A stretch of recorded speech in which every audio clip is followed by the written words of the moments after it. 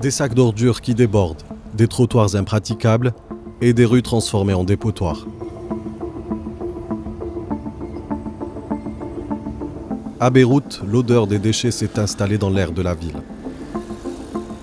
Sur l'autoroute principale, à Hamra, Jamaïzé, Borj Hamoud ou Ashrafiyeh, les images se répètent.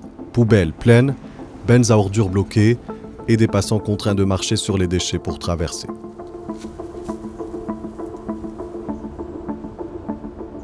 Des chats qui fouillent les poubelles, couverts de poussière et de fatigue. La fermeture provisoire de la décharge de Jdeïdé a suffi à paralyser la chaîne entière de collecte. La société Ramco, chargée du ramassage, a dû suspendre ses opérations plusieurs heures avant d'être autorisée à reprendre le travail. Le Conseil du développement et de la reconstruction a finalement ordonné la réouverture temporaire du site déjà saturé. Et sur place, la décharge donne l'image d'une organisation précaire, un espace vaste mais insuffisant pour absorber les milliers de tonnes générées chaque jour par la capitale et sa périphérie. Car au Liban, tout repose sur un système fragile. Quelques décharges principales, souvent au bord de la saturation, et des sociétés de collecte qui opèrent dans des conditions intenables. À Jdeïdé comme ailleurs, les infrastructures n'ont pas été conçues pour durer. Résultat, au moindre blocage, c'est tout le pays qui s'enlise dans ses déchets. Et dans ce décor d'abandon, le contraste saute aux yeux. D'un côté, les quartiers de luxe, impeccables.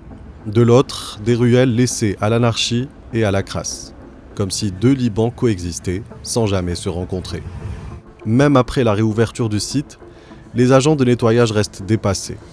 Les déchets s'accumulent plus vite qu'ils ne sont ramassés, les camions tournent à vide, et la capitale, censée être la vitrine du pays, ressemble chaque jour un peu plus à un terrain à l'abandon.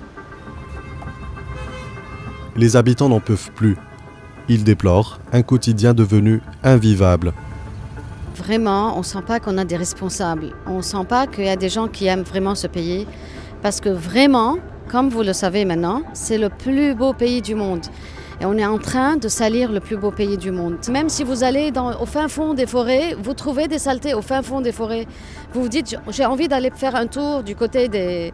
je ne sais pas de quel lac, vous trouvez des saletés. بحس لازم انه يجهزوا الطرقات لحتى العالم تقدر هي تنظف لحالها، مثلا بتظهر على الطريق بتلاقي العالم هي لحالها بتكب الخراده، بتستعمل شغله بتكبها من السياره، هيك هذا الشيء بيأثر على الانفيرونمون. Even the people يعني ما لازم يكبوها هيك علن او شيء هيك، لازم هن يحترموا حتى الموظفين ما عم بيلموهم، لازم هن ينظموهم يحطوهم ما يكبوهم هيك زباله علنا وتوسخ الدنيا والشارع، انه هو بيجيبوا امراض وبيجيبوا حشرات وكل شيء، فبيعرضوا للناس للامراض وللحيوانات لكل شيء، فبيعملوا خطر لهالبلد. Au-delà du désordre visuel, la crise est sanitaire. Nous avons rencontré un médecin spécialiste à l'hôpital Hôtel-Dieu de France pour comprendre les risques liés à cette accumulation de déchets.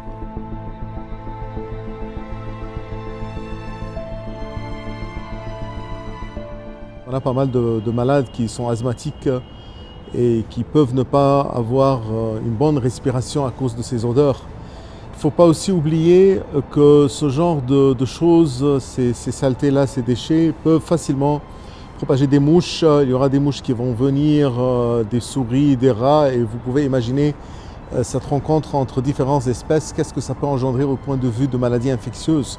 Vous risquez aussi d'avoir des infections qui peuvent induire une gastroentérite bactérienne, disons voilà, une shigellose, une forme de salmonellose parfois. Voilà, donc tout genre d'infection qui induit une forme de gastroentérite bactérienne qui peut facilement induire une hospitalisation. Voilà.